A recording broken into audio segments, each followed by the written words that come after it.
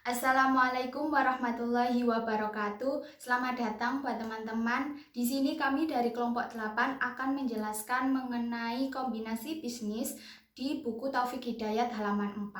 Sebelum kami menjelaskan mengenai jawaban dari kombinasi bisnis di buku Taufik Hidayat, saya akan memperkenalkan diri dari kelompok kami. Saya sendiri Maulidatun Nur Ainiyah NIM 116. Untuk selanjutnya silahkan disimak video berikut ini. Perkenalkan, nama saya Brian Puspitasari, NIM 195221121. Perkenalkan, nama saya Hanafiatul Huda dari Fakultas Ekonomi dan Bisnis Islam, Prodi Akuntansi Syariah, kelas 4C. Perkenalkan, nama saya Nurrahmah Hidayati, NIM 195221085. Setelah perkenalan dari kelompok kami, buat kalian yang masih merasa bingung atau belum tahu dari menjawab pertanyaan Taufik Hidayat halaman 4 bab kombinasi bisnis, silakan kalian simak video dari kelompok kami berikut ini. Di sini saya akan menjelaskan atau membacakan sedikit tentang soal penggabungan usaha dengan mengakuisisi aset neto imbalan berupa kas dalam bukunya Taufik Hidayat. Di dalam buku Taufik Hidayat, soal A dijelaskan pada 30 Desember 2017, PT Windu Kencana melakukan sebuah akuisisi atas sejumlah aset neto pada PT Mitra Mandiri dalam sebuah penggabungan usaha. Untuk laporan posisi keuangannya, teman-teman bisa melihat di mana kas nilai tercatat pada PT Windu sebesar 980 juta. Kemudian, untuk kas nilai tercatat PT Mitra sebesar 180 juta dan nilai wajarnya sebesar 180 juta dan seterusnya.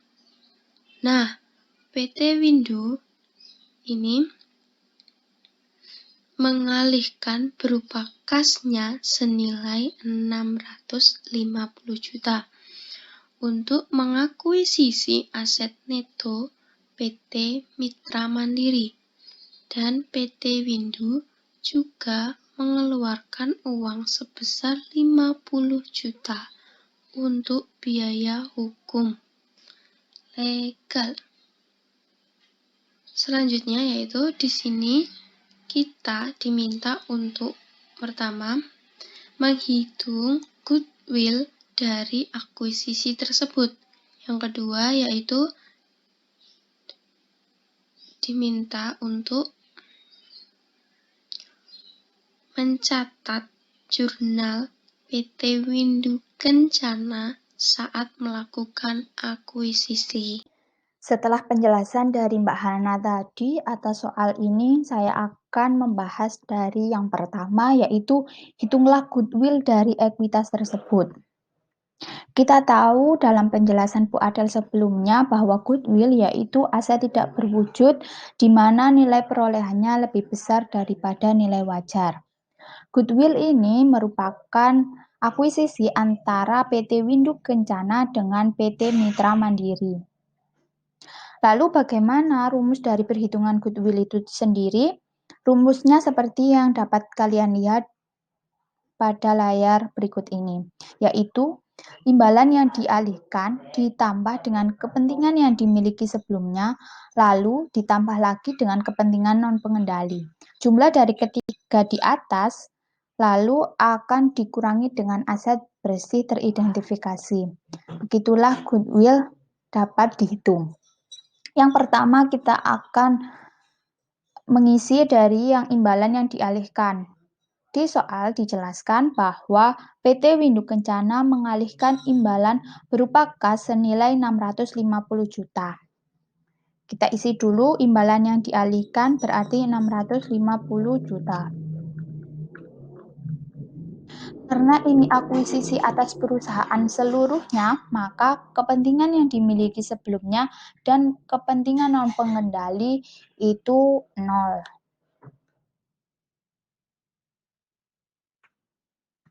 Kita jumlah ketiga di atas.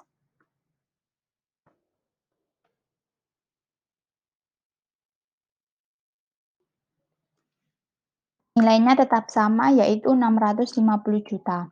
Lalu bagaimana kita mengetahui dari aset bersih teridentifikasi? Di sini juga sudah ada rumusnya dari aset bersih teridentifikasi. Yang pertama yaitu nilai wajar dikurangi dengan liabilitas. Nilai wajar sendiri, nilai wajar aset dalam laporan posisi keuangan di sini sudah diketahui. Ada kas, piutang usaha, persediaan tanah, bangunan, dan mesin. Jadi, kita tinggal memasukkan total aset dari nilai wajar di posisi keuangan. Di sini yaitu 945 juta. Kita tulis dulu 945 juta.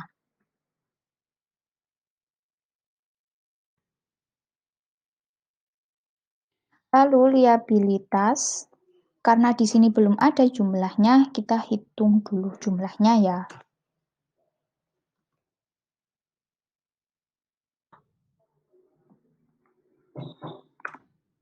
Rp460 juta.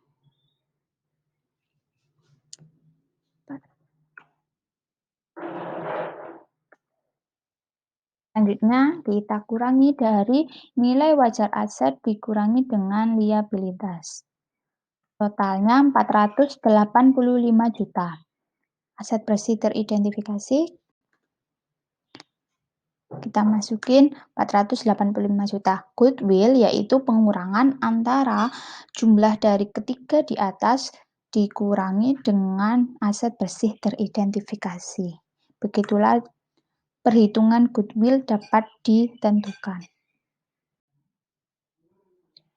Baik teman-teman, saya di sini akan menjelaskan jurnal yang dicatat oleh PT Windu Kencana.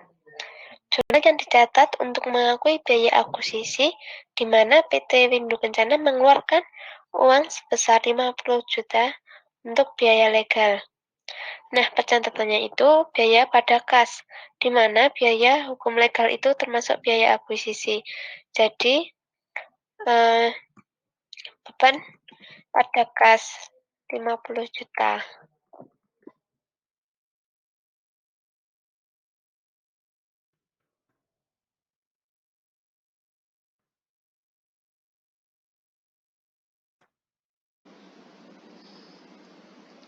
Baik, teman-teman, selanjutnya saya akan menjelaskan tentang jurnal yang dicatat oleh PT Windu Kencana. Nah, jurnal yang dicatat oleh PT Windu Kencana ini ada dua jurnal. Yang pertama itu jurnal biaya akuisisi dan yang kedua itu jurnal untuk mencatat akuisisi aset bersih. Nah, untuk jurnal biaya akuisisi tadi sudah dijelaskan oleh Mbak Rahma.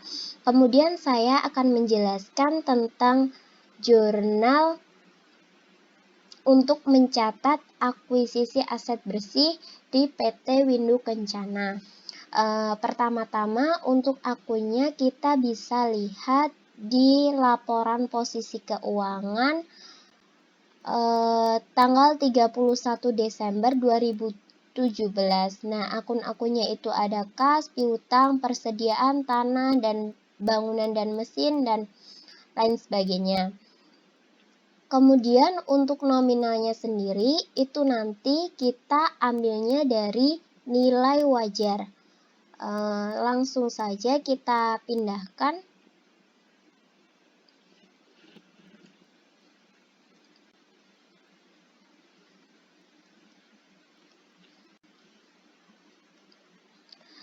Tadi PT Windu Kencana mendapatkan mengalihkan goodwill sebesar 165 juta. Langsung juga kita pindahkan di bagian aset, bagian debit karena menambah aset perusahaan. 165 juta.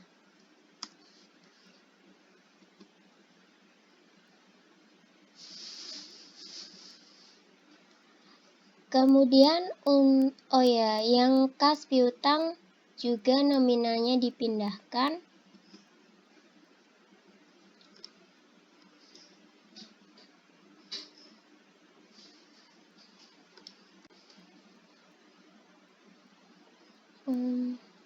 Selanjutnya yang posisi kredit ada utang usaha, utang wesel, dipindahkan juga. Nominalnya 290 juta sama 170 juta. Si kredit. Nah, untuk yang bagian kredit juga ditambah kas atau imbalan yang dialihkan sebesar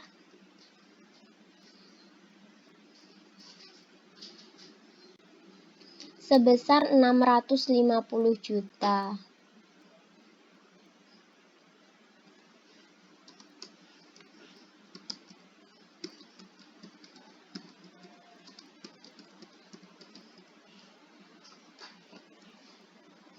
$650 juta rupiah.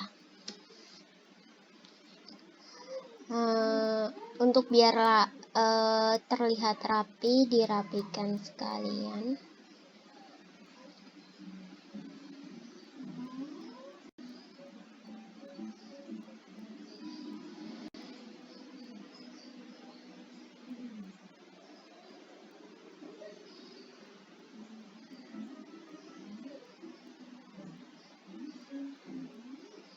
Udah, jadi jurnal yang dicatat oleh PT Windu Kencana